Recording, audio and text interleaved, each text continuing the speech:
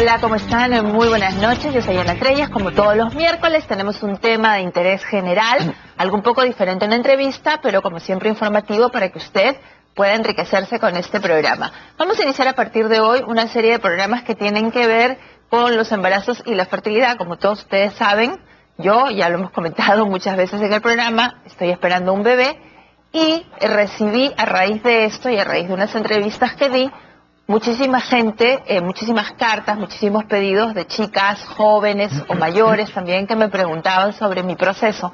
Con estas entrevistas lo que intentamos es orientar a estas mujeres que quieren ser madres sobre las opciones que tienen en diferentes aspectos. Hoy día vamos a hablar de lo que es el parto y un tema que me interesó bastante, porque a mí personalmente me dio mucho miedo, es la forma de dar a luz.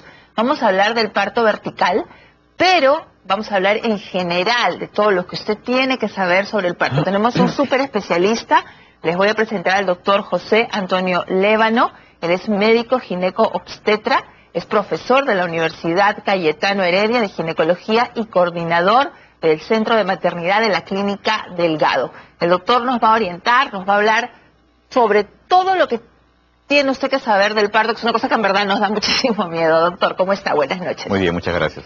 Bueno, doctor, en general el parto siempre es como un momento crítico, ¿no? Como que uno puede llevar bien, mal, en fin, el embarazo, pero al llegar a este momento ya es, creo que, o mi primera pregunta sería, ¿cuál es el porcentaje de importancia, de cuidado que tiene que tener una mujer para el parto?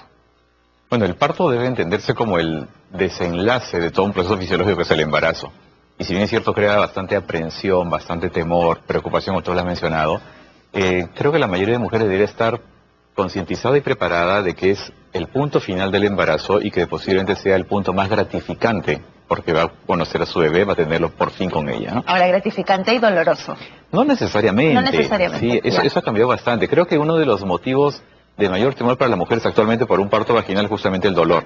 Pero de hace muchísimos años que podemos atenuar el dolor con el empleo de bastantes o varias técnicas, desde las más naturales hasta las intervenciones farmacológicas. Antiguamente muchas mujeres morían a la hora del parto. Háblenos de eso primero. Esa pregunta es bien interesante porque las mujeres antes de la anticoncepción prácticamente vivían embarazadas permanentemente, entre embarazos y lactancia. Si una mujer podía tener 14, 15, 20 embarazos, y el término, por ejemplo, menopausia no se conocía hace cientos de años, porque las mujeres se morían en algún evento del embarazo o envejecían tan rápido por el desgaste físico que fallecían entre los 40 y 50 años. O sea, hablar de la senectud era difícil en las mujeres. Por eso es que culturalmente en las tribus, la mujer anciana es la mujer sabia porque es la que ha logrado sobrevivir a estos eventos. Y no eran muchas las ancianas que sobrevivían. Entonces se consideraba una mujer privilegiada que había llegado a una edad mayor, una edad de senectud. Poco a poco eso va modificándose y creo que uno de los grandes cambios que ocurrió fue justamente la anticoncepción, desde las diferentes maneras que se conocen. Y eso hace que la mujer comience a planificar sus embarazos, tener menos hijos, sobrevivir y la posibilidad de morirse en un embarazo prácticamente va disminuyendo a un punto mínimo. Ya estamos, digamos, hoy casi nadie muere por un embarazo, excepto que esté en unas condiciones excepcionalmente pobres, digamos. Con un buen cuidado del embarazo, con una buena salud antes de estar embarazada y una buena atención del parto, de verdad que la posibilidad de morirse una mujer debería ser el caso más remoto. Lamentablemente en muchos lugares del mundo y en el Perú también, por falta de cuidados médicos, muchas mujeres se siguen muriendo por embarazos. En el Perú el número, a pesar que se ha logrado disminuir por los grandes esfuerzos del Ministerio de Salud, por lo menos en el Perú se mueren al menos una mujer al día relacionado al embarazo o al parto. Eso es alto. Eso es alto todavía. En comparación con Chile, por ejemplo. Chile tiene casi la cuarta o quinta parte de mortalidad materna que tenemos nosotros. Ajá. Nuestro vecino avanzó muy bien en las políticas de salud pública en los años anteriores, ¿no? Es un tema de salud pública, entonces. Exactamente. Eso me parece muy interesante. Sí. ¿Qué es lo que falta implementar aquí para sobrepasar, para mejorar esa estadística? Son varias cosas. Uno es conocimiento de las propias mujeres de la importancia de llevar un control del embarazo. Educación. Exactamente, y una atención adecuada del parto, ¿no? Todavía culturalmente muchas mujeres por temor, por desconocimiento, no acceden a los servicios de salud o los partos no son realizados en condiciones seguras. También tenemos un problema de organización de las instituciones. Lamentablemente a nivel público todavía los sistemas no son perfectos, tienen muchas fallas y a veces las decisiones se toman en una manera tardía o inadecuada, favoreciendo que un proceso que podría ser fácilmente prevenible, por ejemplo un sangrado o una hipertensión del embarazo, al no tomar la decisión en el momento oportuno, empeora la condición de una mujer y puede fallecer. En la práctica pública es donde tenemos la mayor cantidad de muertes maternas en el Perú. En la práctica privada la cantidad es mucho menor porque los sistemas tienen mejores diseños de control, mejor cantidad de personal. En la calidad posiblemente tengamos iguales, pero la cantidad de personal, o sea, el número de personas que tienen a cada mujer embarazada es mayor en la práctica privada que en la práctica pública. Muy interesante. Ahora vayamos al tema del parto vertical, que es lo que ustedes están proponiendo. ¿Por qué es mejor dar a luz? ¿Qué es dar a luz vertical? ¿Sentada, parada? Cualquier posición que no estés echada, en el sentido que usted menciona, puede estar en cuclillas, arrodillada, parada. Y el parto vertical, a pesar de que para muchas personas sonaría como algo novedoso, no es novedoso. La forma natural en todas las culturas de tener un parto siempre fue vertical. Ya. Siempre. Y una mujer por instinto va a tratar de adoptar esa posición. Cuando los partos eran manejados socialmente por las mujeres en toda la historia de la humanidad, generalmente se favorecía este tipo de posiciones. En los años 1700, 1800, los médicos recién ingresamos a la atención de los partos. Esto es bien interesante. Antes los médicos no entraban.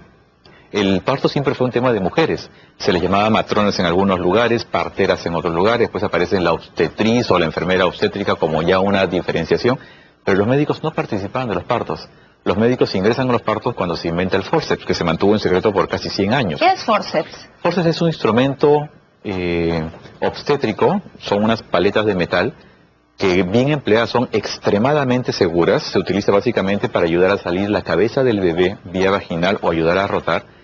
Una persona bien entrenada con experiencia puede colocar un forceps de una manera muy cuidadosa y hacer que un niño nazca sin ningún peligro adicional y sobre todo evitar una cesárea cuando es aplicado en el momento adecuado. O sea, a partir del 1700 y a raíz de que empiezan a entrar los médicos, ahí vemos a una mujer dando a luz sentada, por ejemplo, y no echada. Pero bueno, en el 1700 a raíz de que entran los doctores a... Porque se crea el forceps, una familia de ingleses que lo tuvieron, una familia de médicos que encontraron una forma de ayudar a que nazcan algunos bebés que no podían ocurrir en la forma de las matronas tradicionales y mantuvieron el secreto, como digo, casi 100 años. Pero para poner forceps tú tienes que echar a la mujer y aparece una posición que conocemos médicamente como litotomía. Ah, es cuando nos echan con las pierneras, así, se llama litotomía. Ya saben, litotomía. Y entonces los médicos se interesan por ese nuevo procedimiento y los médicos entran a la atención del embarazo y el parto y el forceps se pone muy popular porque era una forma muy rápida de terminar el parto, de poder extraer la cabeza del bebé y no estar pasando varios minutos o incluso horas en el pujo. Ya. Entonces aparece la posición de litotomía, aparece la posición de la mujer echada en el parto y después esto va degenerando en que todo el trabajo de parto se maneja en una posición echada porque los médicos tenemos que hacer cosas para controlar. Entonces la posición de una mujer echada es para comodidad del médico, no es para comodidad de una mujer embarazada. Y antes de eso era vertical, entonces. No solamente vertical, sino que la mujer en el trabajo de parto está deambulando, caminando, se agacha, recibe masajes, o sea, su propio cuerpo le va pidiendo qué posición es más cómoda para soportar una contracción o el dolor que ocurre durante el trabajo de parto. Completamente diferente a lo que Lo que teóricamente es lo normal. Sí, lo que hoy en día uno espera, lo que consideramos ¿no? normal, exactamente, es totalmente diferente. Y entonces, ¿qué está pasando en los últimos 20 o 30 años? Hay un grupo muy fuerte en el mundo de mujeres individuales que se están asociando, se están conociendo con toda esta facilidad de las comunicaciones por las redes, por internet. Cada vez más mujeres se van enterando de que hay formas diferentes de tener un parto, de que se puede mover, de que puede haber un parto vertical, comentan sus experiencias, y bien interesante cuando uno entra a un blog de este tipo, las mujeres dicen, yo quiero algo así, yo quiero que mi parto sea de esta manera, porque además fisiológicamente es lo mejor. En una posición vertical, la salida del bebé es un poco más fácil porque la mujer puede aplicar el pujo con sus pies apoyados en el piso y es mucho más fácil pujar así. En cambio, pujar echada sin apoyarte en algo es mucho más complicado. Lo otro es que en el parto vertical, la salida del bebé, al ser más fisiológica, produce menos daño en los genitales externos y por tanto hay menos riesgo de laceraciones y menos necesidad de tener que hacer un corte. Y esto culturalmente en el Perú se maneja siempre, históricamente, y el Ministerio de Salud, con muy buen tino, hace algunos años aprobó una norma que busca el respeto al parto de acuerdo a los deseos culturales o a los intereses culturales de las poblaciones. Yo leí un artículo en la República, recuerdo hace pocos años, no muchos, que el Ministerio de Salud había implementado al interior una forma de dar a luz vertical. Era con una especie de agarradero que estaba la fotografía y lo recuerdo mucho, como una especie de andador. Entonces la mujer se cogía de aquí, se sentaba en esta especie de algo la sostendría, y ahí, o sea, yo me quedé impresionada con la foto, y luego cuando supe que en verdad esto era tan antiguo que aumentó las tasas para que las mujeres vayan a dar a luz a esa posta médica. Exactamente, esa fue la estrategia del Ministerio de Salud. ¿Por qué las mujeres en las zonas altoandinas o en la selva del Perú, en las provincias, no iban a los hospitales? Porque su forma tradicional en comunidad del parto era posición vertical, jalándose de una soga, o el marido cogiéndola por atrás, con su propia ropa, en su propio ambiente. Y era un hospital, era para comenzar, le ponían una bata diferente, no era su propia ropa, la ponían con mucha iluminación y en un ambiente más cálido que estaban acostumbrados, lo obligaban a echarse en una cama, le hacían tactos, le hacían monitoreo. Entonces, todas esas intervenciones médicas que son necesarias, pero que bien aplicadas no deberían interferir tanto con el proceso del trabajo de parto y el parto. Entonces, el Ministerio de Salud, con buen tino, se dio cuenta de que estas mujeres no iban a los establecimientos porque les cambiábamos la forma. Crea esa norma y se hacen modificaciones de dos maneras. Uno, tratando de recrear dentro de las instituciones hospitalarias ambientes más parecidos a lo que ellas querían, y otra es tener casas de espera que después pueden convertirse en parto junto a los ambientes hospitalarios, donde se les permite que atiendan su parto como están acostumbrados, y es una simbiosis, es como un acuerdo. Yo como institución te permito que hagas lo que tú sabes, ingerir la hierba que te gusta durante el trabajo de parto, el mate, el té, estar acompañada de tu esposo, acompañada de tu mamá, pero a su vez la comunidad permite que si ocurre algún problema durante el trabajo de parto o el parto, sea el sistema oficial el que pueda resolver esto. Es una excelente. Y eso mejoró la cobertura, y con eso fue uno de los factores que hace que la muerte materna en el Perú vaya disminuyendo. Lamentablemente todavía no hemos llegado a un nivel óptimo de primer mundo, pero el esfuerzo está dado y las tasas de mortalidad están disminuyendo. Ahora, la pregunta es para las televidentes que están viendo y ahora saben que hay esta opción de parto vertical, ¿significa que si yo tengo una complicación igual me van a atender? Por supuesto. ¿No es cierto? Por supuesto, el hecho de tener un parto en una posición vertical de ninguna manera restringe ninguna otra actividad médica a favor de la mamá o a favor del bebé. O sea, simplemente es el cambio de posición. Ahora, eso nos lleva a un enfoque diferente de los prestadores de salud. O sea, porque ya no es la posición en la cual yo estoy sentado en la posición de tomía con la gestante esperando al bebé. Exacto, sino ahora yo tengo que adecuarme a una posición diferente como proveedor para atender el parto. ¿Y cómo son las salas de parto vertical? La verdad que no es muy complicado hacer una sala de parto vertical, depende mucho del ingenio. Por ejemplo, en las salas de parto habituales con mesas de partos, se puede tener un parto vertical. Hay varios videos que uno puede acceder en internet donde acá o en el extranjero, con camas rústicas o muy sofisticadas, una mujer puede estar apoyada en la cama, en lugar de estar echada, puede estar parada en el piso y apoyada en la cama, dándole la espalda al proveedor, al que va a atender el parto, y tener su parto en esa posición vertical. Ahí está. Ella, por ejemplo, está dando vertical. Por ejemplo, está vertical, pero el proveedor está mirando frente a ella, o sea, delante de ella, pero también puede ser que esté detrás, o sea. El proveedor es el doctor. El doctor, o la obstetriz, o la obstetra, o la persona que atiende el parto, ¿no? No es complicado armarlo, entonces. No, es cuestión de ingenio. Y a veces, y todo depende de a qué está dispuesto el proveedor. En el sector público es mucho más fácil. A veces uno tiene que echarse al suelo, o arrodillarse en el suelo, porque la mujer está parada junto a la camilla y no hay forma de que yo pueda recibir el parto estando sentado. En una cama, tengo que estar arrodillado o echado o sentado en el suelo. Porque al momento que el bebé, por ejemplo, ella escogió sentada, al momento que el bebé sale, ¿cómo sale? ¿Sale plup, así o lo van a jalar? Porque a mí me da nervios. Yo, me cojo de luz, pujo, miro, pero ¿quién va a recibir a mi hijo abajo? Exacto. Me da nervios. La participación del médico es prácticamente la misma. Es ayudar o dirigir el pujo para que salga la cabeza, y una vez que salió la cabeza del bebé es cuando nosotros intervenimos en cualquier posición, litotomía echada o en una posición vertical, y ahí hacemos maniobras para sacar al bebé con cuidado, evitar que se obstruya el parto o que se dañe a la mujer. Y una vez que ha salido, las técnicas, las recomendaciones actuales de la Organización Mundial de la Salud y todas las instituciones dedicadas a mejorar la atención del parto dicen que el bebé debe colocarse inmediatamente con la mamá, en la barriguita. Si está en litotomía, el bebé va a la barriga de la mamá. Si está en posición vertical, se espera que la mamá se pueda recostar y de ahí de colocar el bebé en su barriguita para que haga un contacto inicial precoz de piel a piel. Ahora, en un parto normal, o sea, con las contracciones, el parto vaginal normal, la paciente puede escoger de pie o echado. Así es. Y si fuera de pie, ¿podría tener las mismas complicaciones que echada en un parto natural? O sea, eso que se rasgan un poco, etcétera. Es un poco menor. O sea, igual existe la posibilidad, pero es un poco menor. Ahora, tener un parto vertical, un parto echada, es obviamente, va a depender mucho de cada mujer. Para muchas mujeres, la posibilidad de dar un parto en posición vertical puede ser muy diferente y muy brusco el cambio de lo que está acostumbrada, y a preferir un parto echada, que está bien. O sea, el parto en litotomía también está bien, pero una opción es el parto vertical, y también va a depender de su proveedor de salud, de su médico, si prefiere atender el parto en posición de litotomía o prefiere atender en posición vertical. Todavía no hay mucha difusión a nivel de los establecimientos privados de salud de poder atender un parto vertical. Pero en este caso, por ejemplo, he visto que sí que ha habido un aumento de la elección de las mujeres. O sea, del año pasado a este año se ha duplicado el número de mujeres que ha optado por un parto vertical. Exactamente. ¿Por qué?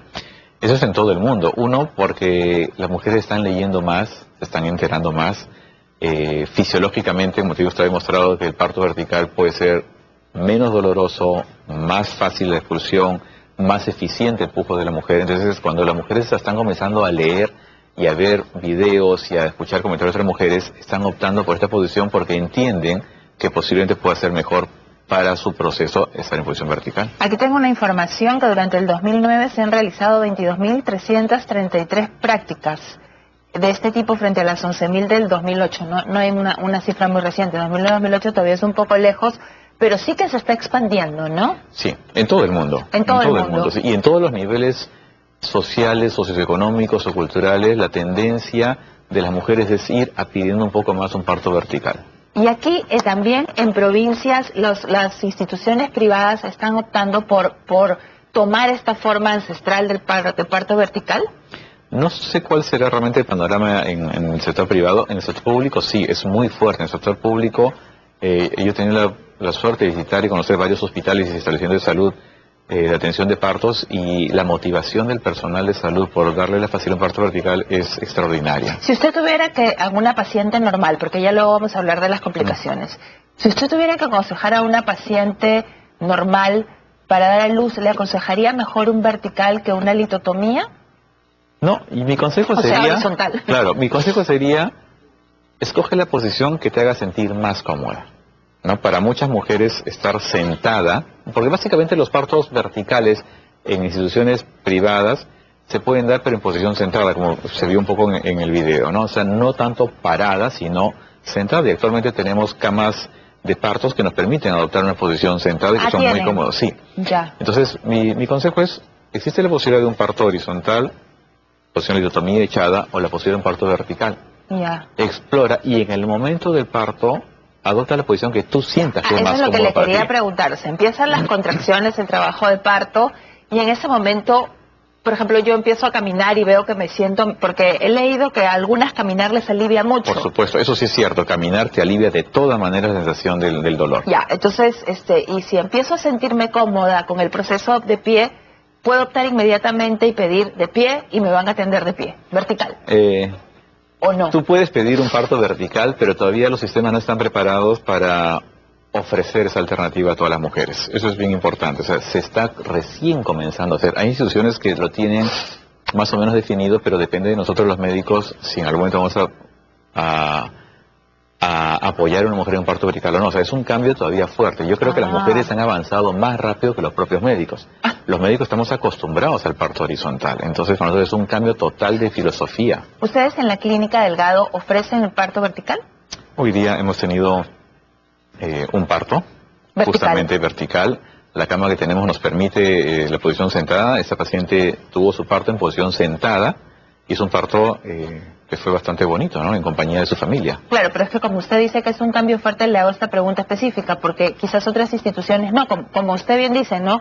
Uno empieza el trabajo parto y de frente te echan y ya verás, bueno, lo que te han programado, si una cesárea, si un parto vaginal, etcétera. Así es.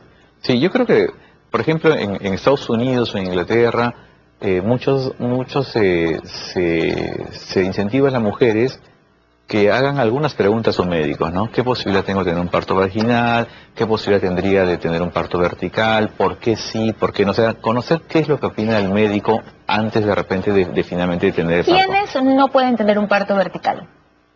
Tendrías que tener alguna lesión muscular, ósea o neurológica que te impida estar en una posición vertical. Yo creo que de repente para centrarnos en un prototipo de posición vertical sería una mujer en posición sentada. Sentada. Pero si tuvieras alguna dificultad mecánica, física, para estar en una posición sentada y pujar, sería una contraindicación. Pero si no tienes ninguna dificultad, no debe haber ningún problema. ¿Una mujer con operación al útero puede dar vertical?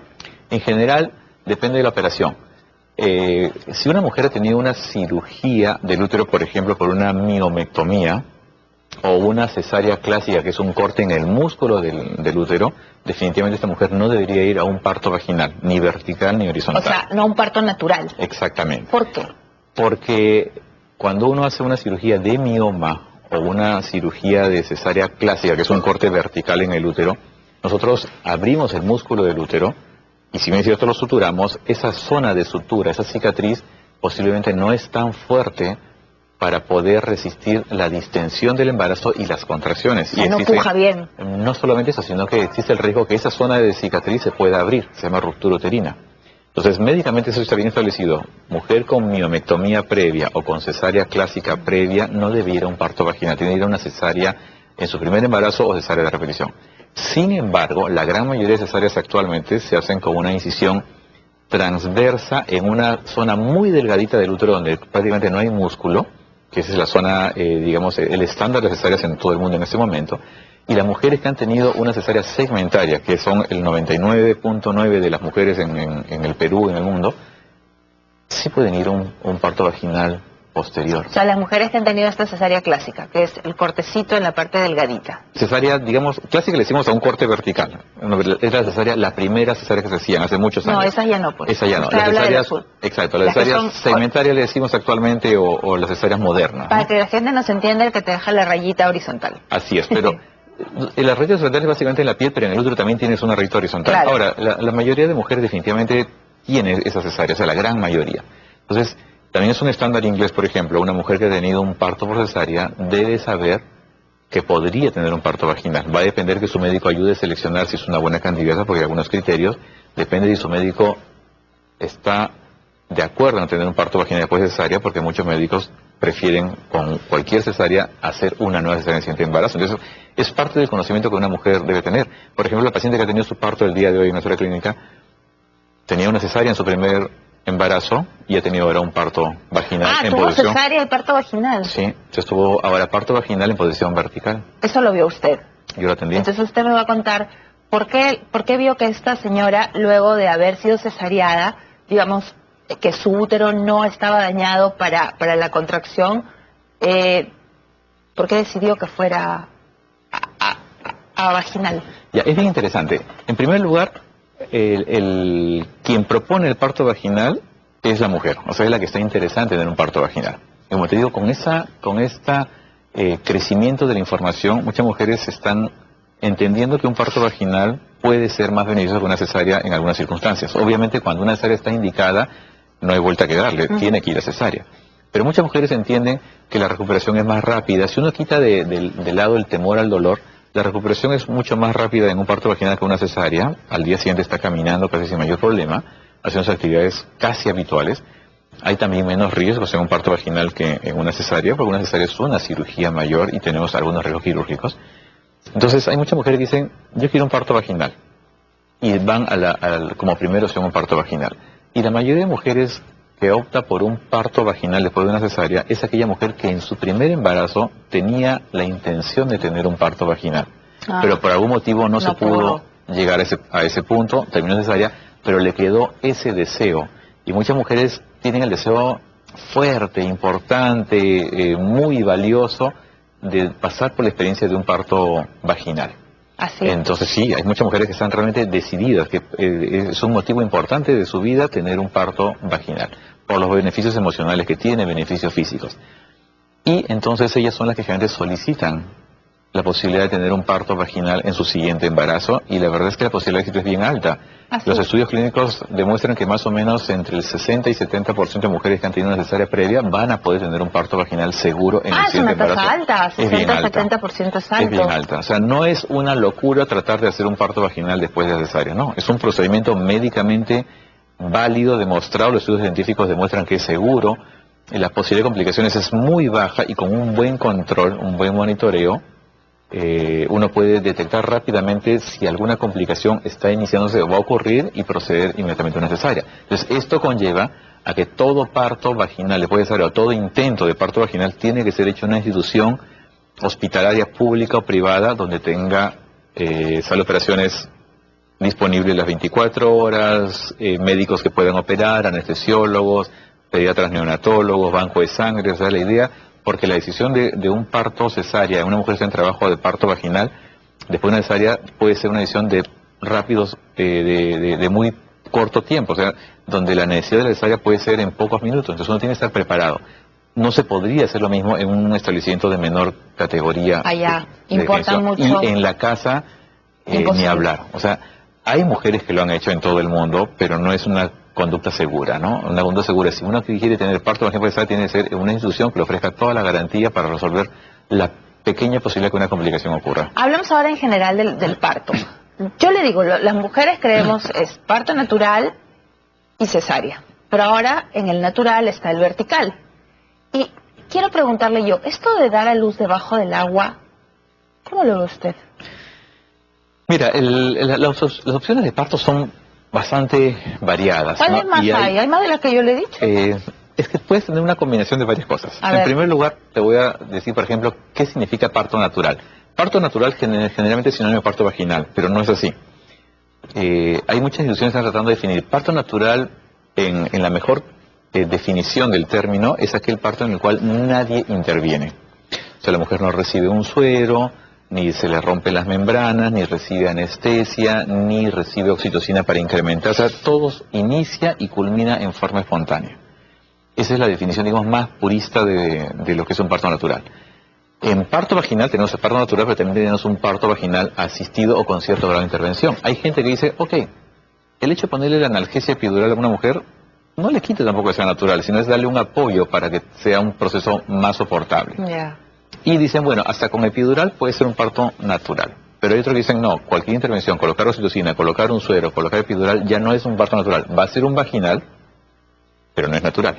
Entonces van a haber mujeres que van a querer un parto natural por completo, donde quieren... Exactamente.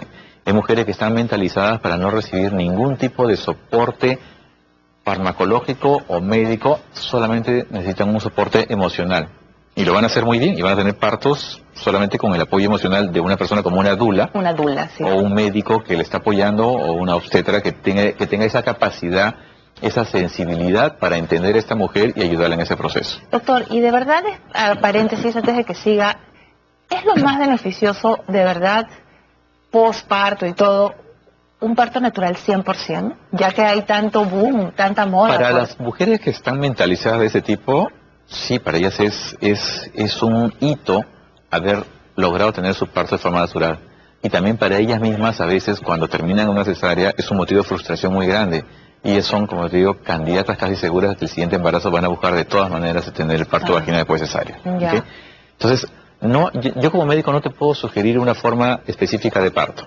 Yo te puedo decir, hay estas opciones y tú escoge lo que creas que es más adecuado para ti. Mi labor como médico es ayudar a que esas elecciones se cumplan en ti manteniendo obviamente los niveles de seguridad para ti y para tu bebé. Si tú pides algo en tu trabajo de parto que definitivamente no es seguro, mi obligación es decirte, esto no va, esto no puede ser. Pero si todo está correcto, tú puedes elegir un parto natural por completo, un parto vaginal con alguna intervención, un parto vaginal en cama. Hay mujeres que sí prefieren estar echadas durante todo el trabajo de parto y con analgesia epidural, y lo hacen muy bien. Y tienen partos vaginales bonitos porque ellas lo han concebido de esa manera. Y hay mujeres que también van a pedir una cesárea casi de inicio porque ellas ya tienen cierta predilección por la cesárea o cierto temor por el parto vaginal, y para ellas más bien pasar por toda esta experiencia puede ser una experiencia innecesaria, cuando una cesárea en pocos minutos o en pocas horas ya puede convertirlas en mamá rápidamente. Entonces, tenemos todo el abanico y actualmente lo que se busca médicamente es satisfacer las necesidades de cada mujer. Yulisa Minar me dice, Dios me libre, qué miedo, le da miedo cuando he puesto, no tengas miedo, porque es una forma natural, hemos visto el video, el doctor nos ha explicado, pero también es cierto que hay varias opciones que el médico les va ofreciendo a las mujeres a la medida que llegan de sus necesidades, de su necesidad, de su físico, de su salud, de sus expectativas, de su útero. Todo eso es inmenso, este mundo de los partos y del embarazo. Vamos a hacer una pequeña pausa y vamos a regresar con el doctor para seguir hablando ya no solamente del parto vertical, que ya saben qué es, vamos a hablar en general en qué momento comienza el trabajo de parto, qué es trabajo de parto y las cesáreas. Ya volvemos. Continuamos con el doctor José Antonio Lévano. Él, les repito, es médico gineco-obstetra, es profesor de ginecología de la Universidad Cayetano Heredia y coordinador del Centro de Maternidad de la Clínica Delgado, que es una clínica que se acaba de inaugurar hace poco. Doctor, el parto bajo el agua, que era lo que nos quedó pendiente.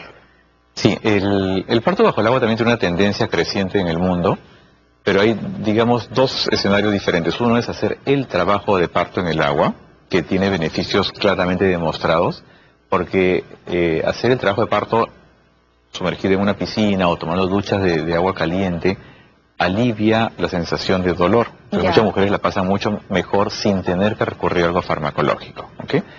Hay mujeres, como te dije, que van a preferir el epidural, que funciona muy bien, es maravillosa, alivia el dolor, dilatan muy bien, no interfiere de una forma negativa con el trabajo de parto, pero hay mujeres que no quieren eso y van a preferir el agua. Eso es seguro y es útil.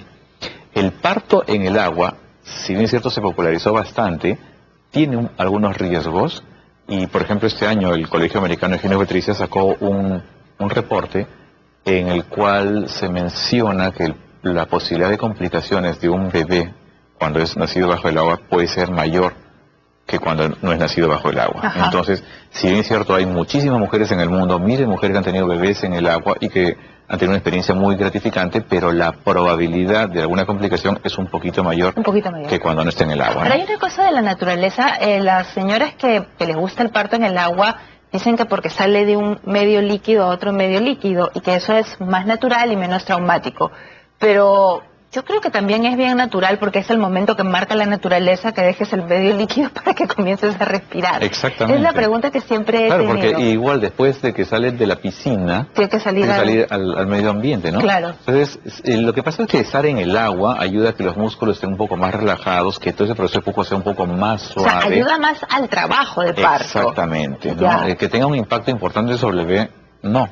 O sea, eso no está demostrado. Pero sin embargo la sensación de una mujer es mucho mejor, pero como te digo, los riesgos sí incrementan un poco. Claro, ahí tenemos por ejemplo un trabajo de parto bajo el agua. Ahora, que termina en parto. Termina, claro, ahora, todo esto es maravilloso, todo lo estamos hablando, es con partos sin complicaciones, exactamente, ¿no? O sea, es bien importante estar, porque yo veo los partos bajo el agua, por ejemplo, son estas piscinas, pero ¿dónde está si hay una emergencia? ¿Las clínicas privadas tienen también partos bajo el agua? No, ninguna clínica, hasta donde yo conozco en el Perú, tiene parto bajo el agua. En otros lugares sí. La mayoría de partos en el agua son experiencias básicamente domiciliarias o en casas de partos dirigidos por mujeres, pero lo que es cierto, ¿no? ¿Qué ocurre si hay una complicación? Claro. Entonces, eso es lo que habló el Colegio Americano de Gineco-Obstetricia y por eso considera que es un poco más riesgoso. Un poco más riesgoso. Ahora, doctor, hablemos del trabajo de parto, porque yo entendía que se comenzaba unas horas antes del momento que el bebé sale, pero no, comienza bastante antes. Puede ser bastante antes, igual no hay una regla. Hay mujeres que con 4 o 5 horas de trabajo de parto van a tener un parto rápidamente, mujeres van a demorar más, 12, 16, 18, 24 horas. Lo que no significa que van a ser tantas horas de dolor intenso o de angustia, porque en estas mujeres que el trabajo de parto es más prolongado, generalmente las primeras horas las contracciones todavía son muy suaves, muy espaciadas, y por tanto el trabajo de parto no progresa rápidamente. Llega un momento en el cual sí, las contracciones son más intensas, más seguidas, y a partir de ese momento el trabajo de parto avanza mucho más rápido. Ese periodo es más corto, estamos hablando de posiblemente 6 horas, 5 horas, 8 horas, no tiende a ser más largo de eso, ¿no? Acá hay una pregunta de Hermes Cabanillas que dice, Ana, pregunta al doctor si una mujer que tuvo cesárea, ¿después de cuánto tiempo puede tener un parto vaginal?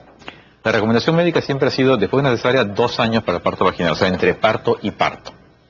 Pero ya hay suficiente evidencia en la literatura médica de que con 1 año y medio entre parto y parto es bastante seguro. ¿Para una vaginal o para otra cesárea? En general, la recomendación para cualquier parto siempre fue también 2 años, pero con 1 año y medio se puede considerar bastante seguro para cualquiera de los dos. Ok, bueno, estábamos hablando, usted me hablaba del trabajo, de las horas que puede durar. ¿Máximo cuánto dura un trabajo de parto? ¿Qué es lo peor que podemos temer? A ver, esa pregunta es bien interesante. En los años 50, en el año 1958 específicamente, en Estados Unidos se publicó un artículo por un doctor que todos los ginecólogos conocemos, que es el doctor Friedman, y él publicó unas curvas de labor de parto y él nos puso parámetros de cuántos centímetros debe dilatar por hora y cuántas horas deben pasar. Y si bien es cierto, fue útil porque aprendimos a graficar el trabajo de parto, porque antes de eso no se controlaba, simplemente una mujer podía estar muchas horas en trabajo de parto. Pero también eso creo que de alguna manera incrementó las tasas cesáreas porque los médicos teníamos parámetros. Por ejemplo, si después de 2 horas no aumentaba la dilatación cuando estaba por encima de 4 centímetros, era una indicación clara de cesárea. Entonces, desde hace ya varios años nuevamente se ha reevaluado eso. Y la Organización Mundial de Salud, por ejemplo, creó una forma diferente de controlar el trabajo de parto, que no es tan estricta en los tiempos, y que sin embargo, a pesar de que es más permisiva y que puede favorecer a una mujer esté más tiempo en trabajo de parto, se ha demostrado que cuando uno tiene esta actitud más permisiva, la posibilidad de cesáreas disminuye, porque finalmente en algún momento del trabajo de parto, la naturaleza, exactamente, agarra rumbo. Y cosa más interesante, este año, también al principio del año, el Colegio Americano de Obstetricia y una entidad que se llama la Sociedad de Medicina Materno-Fetal en Estados Unidos han cambiado los criterios para definir un punto clave que se llama fase activa de trabajo de parto. El trabajo de parto se divide en 2 etapas básicamente durante la dilatación. Fase latente, que clásicamente se diría que podría durar hasta 20 horas en el primer parto, y la fase activa, que es cuando dilata más rápido. La fase activa siempre lo aprendimos en la universidad y así lo enseñamos y lo hemos manejado, comienza cuando una mujer tiene 4 centímetros de dilatación. Pero este año ese nuevo reporte, esta nueva reunión de consenso dice que no, que ya no debemos olvidar de los 4 centímetros y pensar en 6. ¿Por qué? Porque muchas mujeres para pasar de 4 centímetros a 6 se pueden demorar más o tiempo. sea, mientras más nos vamos acercando a la máxima dilatación, ¿más se va demorando? No, la primera parte es muy lenta. Antes decíamos que de 4 centímetros a 6 debería pasar en 2 horas. Ahora se sabe que puede demorar hasta 8. Entonces, antes a estas mujeres las operábamos porque no dilataban. Ahora Ana, se ha demostrado que no. Ana, explica para hombres, por favor. Ya, voy a explicar para hombres. ¿Qué es lo que dilata? Ya, el útero tiene 2 partes importantes. Una que es el cuello, que es la parte que está en comunicación con la vagina, y la otra que es el cuerpo, que es la parte más alta, donde crece un tejido que se llama endometrio, que es el que se elimina todos los meses con la menstruación, y en el mismo lugar crecen los bebés. El cuello del útero está cerrado, pero para que ocurra el nacimiento del bebé a través de la vagina, ese cuello útero tiene que sufrir modificaciones, que son básicamente... Eso que se abre ahí. Que se va a cortar, exactamente. Y en ese momento está totalmente abierto y el bebé puede salir, pero antes de eso estaba cerrado. Eso es lo que se va abriendo entonces. Exacto, se va dilatando. Ya saben, hombres. No, exactamente. Y la dilatación va desde 0, cuando está totalmente cerrado, hasta 10 centímetros, que es lo máximo. Ya. Entonces, antes dividíamos en 2 partes, de 0 a 4 centímetros y de 4 a 10. Ahora se dice no, consideremos de 0 a 6 y ya nadie le pone un tiempo a esa dilatación de 0 a 6. O sea, ya no hay parámetro. Ya, y de 0 a 6, una primeriza se entera en ese momento cuánto será. Exactamente. Sorpresa se da la vida. Y la recomendación es que los médicos recién controlemos el trabajo de parto, o sea que pongamos parámetros cuando ha llegado a 6. A partir de 6, entre 6 y 10 sí tenemos que tener algún parámetro para que avance en forma adecuada, ¿no? Claro, entonces ya saben, la dilatación hasta 6, no pasa nada, ahí Ahí es donde se aplican, me imagino, las técnicas de respiración. De respiración, o la anestesia epidural, o estar en el agua, lo que te provoque. Ah, ok. Entonces, de 0 a 6, epidural, si uno gusta, dilatación, relajación, respiración. Una pregunta sobre la epidural. Muchas personas creen que cuando le inyectan la anestesia epidural, se lentea, se pone lento, porque es un analgésico, ¿no? Y el bebito también sale medio... Ya. Con el bebé, con toda seguridad que no hay ningún problema. No pasa nada. No pasa nada, Ya. porque la analgesia epidural busca atenuar la sensación de dolor en nervios de la mamá. Ya. O sea, no entra a la circulación sanguínea a menos que haya habido alguna complicación durante la aplicación. Y por tanto no pasa al bebé, porque para que pase al bebé tiene que pasar a través de la sangre materna. ¿Okay? Ya.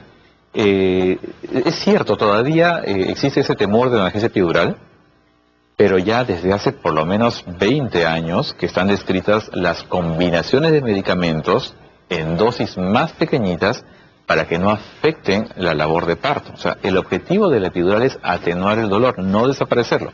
Por eso utilizamos el nombre de analgesia, o sea, sin sensación de dolor, que es muy diferente de la anestesia. La anestesia es cuando va a ser operada una persona, ¿no? En forma cesárea. En la anestesia sí, no solamente quitamos la sensación de dolor por completo, sino que también paralizamos la parte motora generalmente. Una mujer no puede moverse, no siente nada. Si un anestesiólogo utiliza una combinación adecuada de medicamentos, entonces debería lograr analgesia, las contracciones deberían continuar. Es más, actualmente, bueno, tampoco esto no es nuevo, tiene más de 20 años, existe una forma que en inglés es la walking analgesia, que significa la analgesia que te permite seguir deambulando. Entonces, podemos utilizar en una cantidad tan pequeñita que no afectamos la fortaleza de las piernas de una mujer gruesa y que podría seguir caminando durante el trabajo de parto teniendo una analgesia epidural. Entonces, por tanto, no deberíamos tenerle miedo a que eso va a interferir con el parto. Ahora, doctor, ¿qué son exactamente las contracciones? Una contracción es un endurecimiento del músculo uterino. El útero es un músculo, mejor dicho, tiene un montón de fibras musculares. Una bolsita de músculo. Es una bolsa de músculo, exactamente. Por ejemplo, cuando una chica menstrua y tiene dolor menstrual es porque ese músculo se está contrayendo. Ese mismo dolor es el que generalmente va a tener durante el trabajo de parto. Cuando el músculo uterino se contrae por 30 segundos, 60, 90 segundos, durante el tiempo de la contracción, el músculo uterino no recibe oxígeno fresco para ese músculo y por tanto esa falta de oxígeno produce dolor.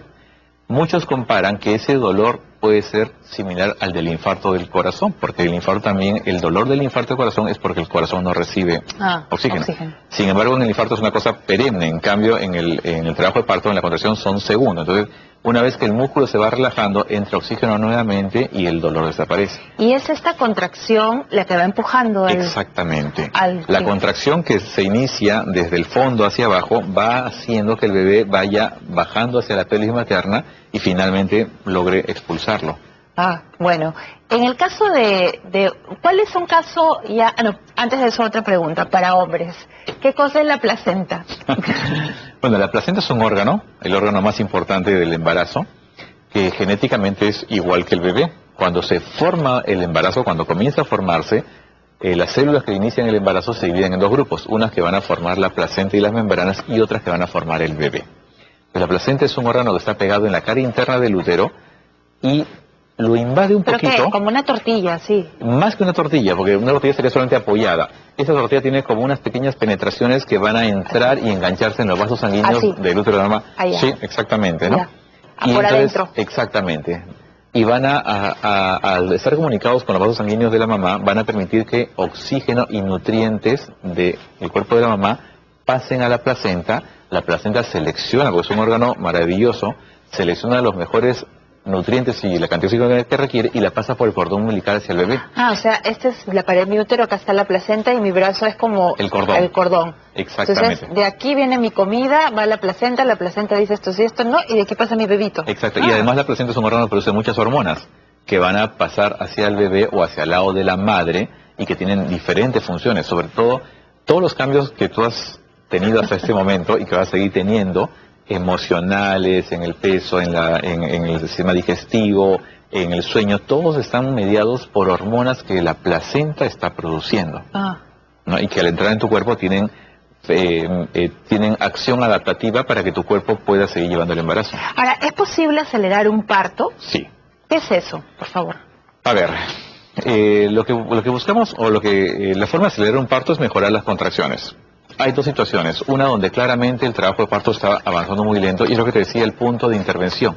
Antes se decía a partir de 4 centímetros, hacemos a partir de 6. Es cierto que uno podría intervenir antes si una mujer se está cansando o vemos que pasan muchas horas y no está mejorando el trabajo de parto. Si las contracciones no son adecuadas, podemos intervenir colocando una sustancia llamada oxitocina, se coloca por la vena de una forma diluida en goteo, y esa oxitocina, que es similar a la que el mismo cuerpo de la mujer está produciendo, hace que las contracciones comiencen a ser más adecuadas, y con eso enrumbamos el trabajo de parto y hacemos que sea más corto. Ah, ok. Pregunta chiquitita, me queda un minuto para el último corte. Suset me pide que le pregunte, ¿qué hacen con la placenta después del parto o la cesárea? Buena pregunta. Según la ley peruana, en la intención de mejorar el respeto hacia el parto, hacia las mujeres y favorecer su incorporación al sistema, permite que la placenta sea llevada por las familias a su casa. Y ¿sí? Culturalmente muchas personas en todas las sociedades y niveles económicos en todo el mundo tienen un respeto por la placenta, y lo que buscan es darle un entierro a la placenta porque entienden que es la otra mitad del bebé. Claro. ¿Ok? Hay muchas personas que obviamente no les interesa eso. Entonces, cuando las instituciones privadas o públicas se encargan de la placenta, lo que hacen es las incineran, porque es una medida de bioseguridad, porque es igual un material que está bioseguridad, claro, contaminado. Entonces, el manejo es incineración. Ahora, existen un montón de productos cosméticos que se hacen como usando la placenta como materia prima. Eso es conocido desde hace mucho tiempo. Entonces, sí hay en otros lugares convenios en los cuales las placentas son recogidas por la industria farmacéutica para poder procesarlas y producir productos, porque la cantidad de hormonas y sustancias que tiene la placenta es poderosa. Vamos a hacer una última pausa y venimos con más preguntas de ustedes y con la cesárea. Bien, seguimos aquí con el doctor José Antonio Lévano. Él es médico gineco-obstetra, profesor de la Universidad Cayetano Heredia y coordinador del Centro de Maternidad de la Clínica Delgado. Primero que nada, Ada Montenegro, su paciente, le manda muchos saludos, aquí lo están viendo. Cintia Martínez me pide que le pregunte, ¿a cuánto tiempo se puede extender el parto después de 40 semanas? El embarazo se considera normal hasta la semana 42. ¿Sí? Después de la semana 42 se habla del término post-término, que implica que ya la placenta puede estar envejecida y hay muchos riesgos para el bebé. Sin embargo, médicamente las preferencias son a permitir que el embarazo avance hasta la semana 41, porque la posibilidad de que un embarazo inicie un trabajo de parto en forma espontánea después de la semana 41 es baja. Entonces, llegar hasta la semana 41 es muy seguro siempre y cuando durante esa semana, entre la semana 40 y 41, se hagan evaluaciones ecográficas y de monitoreo del bebé para estar seguros que está bien. ¿Pero todos los bebés nacen a la 40 o 41? No. El tiempo denominado a término, o sea, cuando puede nacer un bebé, va desde la semana 37 hasta la 42. O sea, un bebé puede nacer en forma espontánea desde la semana 37, 38, 39, 40. ¿De qué depende?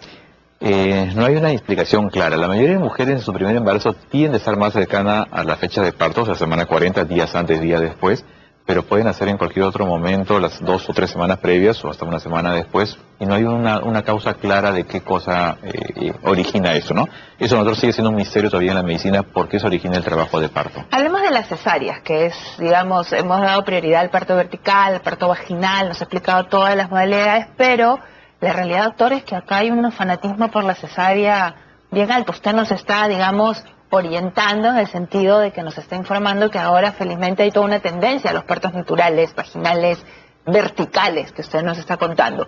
Pero sí hay las que en algún momento no tienen opción y tienen que ir a cesárea. ¿Cuáles son las razones que inevitablemente conducen a una cesárea? Primero te respondo un poquito del comentario que has hecho. La tendencia está básicamente por las mujeres y por las instituciones académicas científicas que estudian que el parto vaginal sigue siendo la mejor opción, ¿ok? Pero la tendencia médica en el mundo es incrementar la cesárea. Nosotros hemos tenido el Congreso Nacional de Gineco-Obstetricia hace un mes y medio, si no me equivoco, 2 meses, y hemos tenido discusiones interesantes sobre cesárea con invitados internacionales, Y claramente en todo el mundo la cesárea está aumentando. Esa es una tendencia. Hay países que tienen como país 40% cesárea, 35, 30, o sea, 50. somos las mujeres contra los doctores. Más las o mujeres menos. queremos naturales, verticales, Pero no, bajo el agua. claro, pero no todas las mujeres. La mayoría de mujeres más bien sí se está moviendo. A ver, es que a veces puede ser un poco difícil de poner números. Hay un grupo muy grande de mujeres que cree que la cesárea es lo mejor, ¿ok? Y va a preferir una cesárea. Hay un grupo de mujeres que no es tan grande, pero que está creciendo, que está buscando tener un parto vaginal, un parto natural, un parto vertical, porque se está informando más de los beneficios. Okay. Y la tendencia de nosotros los médicos, generalmente, hacer una cesárea es mucho más sencillo. Yo programo la cesárea, por ejemplo, algo que siempre le digo a mis estudiantes en Cayetano Heredia, ¿no? Si tú me hubieras invitado a tu programa, yo tendría una mujer en trabajo de parto en este momento, ¿dónde debería estar? ¿Con mi paciente en trabajo de parto o acudiendo de revista? Entonces le digo, ¿qué haría en las clases con ustedes? ¿Debería ir a nuestra universidad a darles una clase o debería quedarme en la clínica atendiendo a una mujer? Entonces la cesárea te soluciona ese problema de alguna manera. Porque se programa todo. Y muchas mujeres y sus parejas prefieren una cesárea porque también se programan ellos mismos. Hay muchas mujeres que, por ejemplo, hay mujeres que prefieren operarse, digamos, a las 11 de la mañana una cesárea, a las 8 dejan a su niño en el nido o en el colegio con tranquilidad, llegan a la clínica, se hospitalizan 8:30 o 9 y se están operando a las 11. Entonces les alivia el trajín cotidiano. Hay otras mujeres que sus esposos viajan, entonces dicen, mi esposo tiene un viaje a tal fecha, mejor me opero 2 días antes o 3 días, mi esposo tiene el parto y después se va de viaje. Entonces sí te ofrece ciertas comodidades y sí es cierto también, así como el parto vaginal tiene beneficios, sí es cierto que los estudios médicos demuestran que si una mujer va a tener un solo hijo, entonces la primera cesárea puede ser tan segura como el primer parto vaginal. ¿Ah, sí? Los riesgos van aumentando con el número de cesáreas y por el contrario van disminuyendo con el número de partos vaginales. ¿Cuántas cesáreas se recomiendan? Se recomendaba 3 cesáreas. Ahora está demostrado de que no. Una mujer puede tener 4 cesáreas, 5. Cuando yo trabajaba en el Hospital Cayetano Heredia, tuvimos un caso que no sé cuántos médicos han tenido la oportunidad de ver, una mujer que llegó a tener 10 u 11 cesáreas, si no me equivoco. 10 cesáreas. Sí, ¿Y cortan en el mismo sitio? Sí, por convicciones, pero siempre es un tejido que cicatriza bien y se regenera, ¿no? Por convicciones religiosas esta mujer no accedió. La conocí cuando yo estaba en internado de medicina, en residentado de ginecología, cuando fui médico asistente, cuando fui jefe de servicio durante 2 años, la conocí desde la cesárea número 3 hasta la cesárea número 10. Bueno, hay gente que efectivamente, y eso es respetable y otro tema. Pero entonces eso, pero la pregunta, inevitablemente, ¿quién tiene que ir a cesárea? Porque, por ejemplo, yo puedo ir al parto vaginal normal, pero por razones que porque mi esposo viaja, etcétera, yo digo, no, mejor hazme una cesárea para que él esté, y eso es mi decisión. Así es. Pero irrespetable. Irrespetable. Sí. ¿En qué caso no tengo opción? Ya. Una de ellas, placenta previa. Es decir, que la placenta normalmente debe estar ubicada en la parte más alta del útero, o sea, en el fondo, o en alguna de las paredes, pero hacia arriba. O sea, aquí arribita o aquí. Exactamente. Ya. La placenta previa es cuando la nena está hacia abajo, pegada al cuello uterino o cubriendo el cuello uterino. Entonces, si este es el cuello, esta es la placenta, cuando el cuello se comience a abrir, va a haber una hemorragia, un sangrado, y sobre todo que tendría que salir la placenta antes que el bebé, y eso es imposible. Entonces, es una indicación absoluta. Esa mujer tiene que ir a cesárea porque puede haber una hemorragia, puede haber una complicación muy severa para ella y casi prácticamente definido el futuro del bebé, puede fallecer en el intento. Otra indicación absoluta es que la pelvis de la mujer sea realmente inadecuada, porque tuvo un accidente en la infancia, porque tiene una alteración congénita, o porque simplemente el tamaño de su pelvis no es suficientemente grande para permitir el nacimiento de un bebé. Esas son 2 absolutas. Una tercera absoluta es si alguna mujer, como te dije, fue sometida a una cirugía de miomas, donde se hizo un corte del músculo del útero. Entonces, ella tiene que ir a cesárea de todas maneras. Su útero queda débil para contraerse y expulsar al bebito. No, y sobre todo, como digo, que se puede abrir, se puede romper. Se puede romper el útero también. Y eso puede poner en riesgo la vida del bebé y de la propia mamá. Ya. Una cuarta indicación que todavía se discute si podría seguir siendo absoluta o relativa es una mujer que esté infectada con VIH, con SIDA. Porque durante el parto existe un riesgo muy alto de que haya un contagio hacia el bebé. Entonces, mujeres que están infectadas con el virus de VIH, el SIDA, deberían tener un parto por cesárea, aunque médicamente uno podría seleccionar aquellas mujeres que tendrían la opción de un parto vaginal, pero la tendencia es mejor cesárea a todas. Ahora, la cesárea es básicamente el corte y sacar al niño, ¿verdad? Ahí no hay más misterio. Exactamente. Y la anestesia esa sí es anestesia Así es. de la vital, no es analgésico como el epidural, sino una anestesia. Es anestesia, pero epidural también. O sea, la técnica es la misma, lo que varía es la combinación y la concentración de los medicamentos. Y eso sí te deja insensible de la cintura para abajo. Exactamente. ¿Y la recuperación?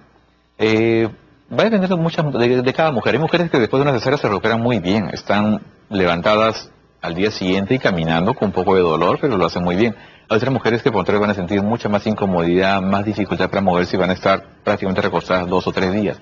Sin embargo, la tendencia médica es que debe levantarse lo más rápido posible porque disminuye las complicaciones postoperatorias. Hace años, cuando hacían cesáreas, al contrario, se les decía a las mujeres la famosa cuarentena, incluso 40 días echadas en la cama, y eso lo único que consiguió es que hayan más complicaciones. Ahora no, la tendencia es cualquier cirugía que arriba. Sí, lo más Gustavo González, chiquitito, porque el público es primero en este programa. ¿Sexualmente hay diferencia en el estado en que queda la vagina después de un parto vaginal? Muy buena pregunta. Depende de la forma en que se manejó el trabajo de parto y de las maniobras que se hicieron. Normalmente durante el parto vaginal sí hay una distensión de la vagina. Lo que está demostrado es que si digamos un médico permite que el proceso se desarrolle en forma natural, esta vagina va a retomar su tono y su fortaleza después del parto. Muchas veces el problema es la forma que hemos manejado el trabajo de parto. Es decir, si yo lo hago pujar antes de tiempo, si hago maniobras, estoy dilatando, entonces yo afecto la calidad del tejido y la posibilidad después del parto de que haya una disfunción vaginal, es cierto, existe. Muy bien, doctor, se me ha acabado el tiempo. A los que recién mandan su pregunta, sintonicen, pues más temprano, es a las 10 de la noche. Vamos a tener más programas sobre esto. Quiero agradecerle, ya estoy sobre el tiempo. Muchísimas gracias, doctor Lévano, por haber venido a habernos instruido a todos. Gracias, muy amable. Amigos, los espero mañana. Que descansen.